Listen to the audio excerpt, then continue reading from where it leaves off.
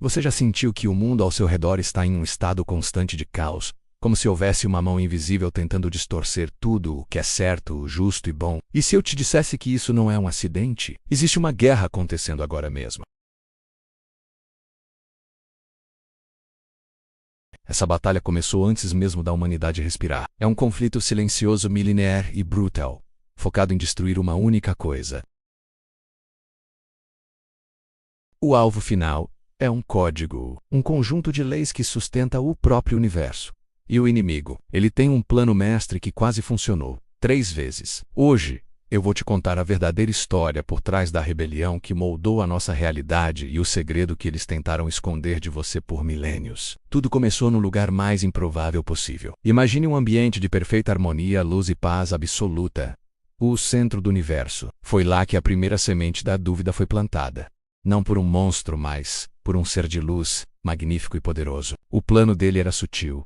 Convencer os habitantes do céu de que a lei do Criador era um fardo. Ele dizia que seres tão inteligentes não precisavam de regras, que a liberdade total exigia a eliminação da obediência. Parecia um discurso libertador. Muitos ouviram, mas o que parecia um triunfo da liberdade rapidamente se transformou em anarquia.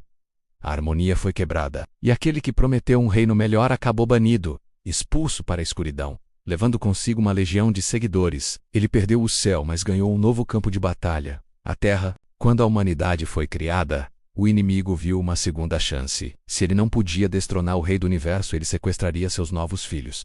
E funcionou. Com uma simples mentira, a humanidade trocou a lealdade pela curiosidade, tornando-se escrava de um novo mestre. O mundo, que era um paraíso, foi entregue nas mãos do rebelde.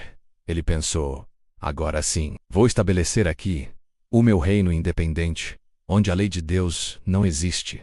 Mas ele subestimou o amor do Criador. Um plano de resgate foi acionado imediatamente. Um plano que custaria um preço inimaginável, mas que daria ao ser humano a chance de escolher novamente. Furioso com essa interferência, o inimigo mudou de tática. Ele parou de atacar a lei diretamente e começou a atacar o caráter do legislador. Ele sussurrava nos ouvidos dos homens: se Deus é tão bom, por que ele permitiu que vocês caíssem? Por que ele deixou o mal acontecer? Ele pintava o Criador como um tirano injusto, e tragicamente, as pessoas acreditaram. A humanidade desceu a níveis tão profundos de maldade que a própria estrutura moral da sociedade colapsou. A violência e a corrupção se tornaram tão insuportáveis que uma intervenção drástica foi necessária. As águas cobriram a terra, lavando a corrupção. Foi um reinício, mas a memória humana é curta. Pouco tempo depois do dilúvio, quando a terra secou, a rebelião recomeçou. O inimigo sabia que precisava apagar o conhecimento sobre o verdadeiro Deus.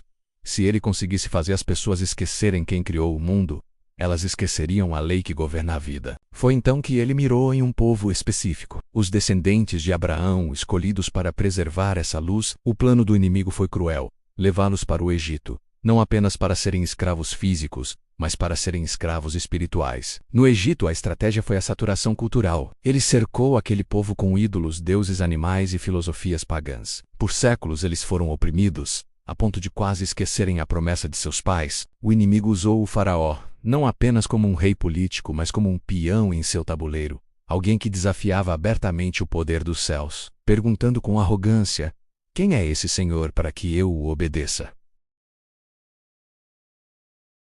Mas a resposta veio com poder. O Egito, com toda sua magia e força militar, foi abalado até as fundações.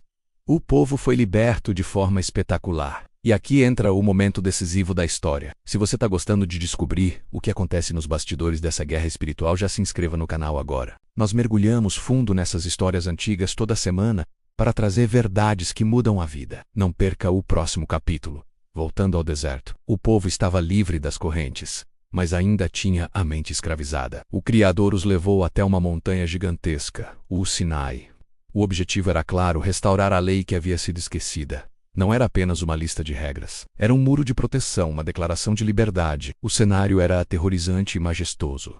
Trovões, fumaça, a terra tremendo. A voz do próprio Deus ecoou, entregando os 10 mandamentos. Mas, inacreditavelmente, enquanto a montanha ainda fumegava e a glória divina estava visível no topo, lá embaixo, na base, O inimigo agia rápido. Ele sabia que se o povo aceitasse aquela lei no coração, o reino das trevas estaria condenado. Então ele incitou a impaciência e a dúvida. Em questão de dias, as mesmas pessoas que viram o mar se abrir estavam dançando ao redor de um bezerro de ouro. Foi um golpe de mestre do mal. Ele tentou provar que a humanidade era incapaz de lealdade, que eles preferiam adorar uma estátua feita por suas próprias mãos do que o Deus que o salvou. A estratégia do inimigo sempre foi específica. Ele odeia cada um dos mandamentos, mas alguns são seus alvos favoritos. Ele ataca o segundo mandamento introduzindo ídolos para que as pessoas rebaixem sua ideia de Deus a objetos inanimados. Se você adora algo que você mesmo criou, você não precisa prestar contas a ninguém. Ele ataca o quarto mandamento, o sábado, com uma fúria especial.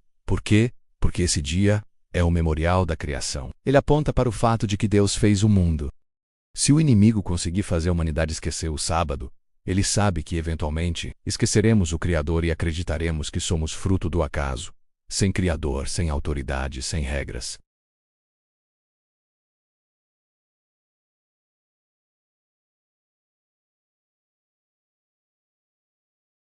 Ele promoveu o ódio e a violência, quebrando o sexto mandamento, chegando ao ponto de convencer civilizações inteiras de que sacrificar seus próprios filhos traria prosperidade. Ele transformou a imoralidade em rituais religiosos, destruindo a pureza das relações e do casamento. A tática dele é sempre a mesma: misturar verdade com mentira. Ele nunca aparece de chifres e tridente anunciando: "Eu sou o mal." Ele se disfarça. Ele diz que a lei é ultrapassada, que restringe sua felicidade. Mas olhe para a história. Onde a lei de Deus foi rejeitada, o resultado foi dor, escravidão e morte. Mas aqui está a grande virada. Apesar de todo o esforço, de toda a sedução e de milênios de mentiras, ele falhou.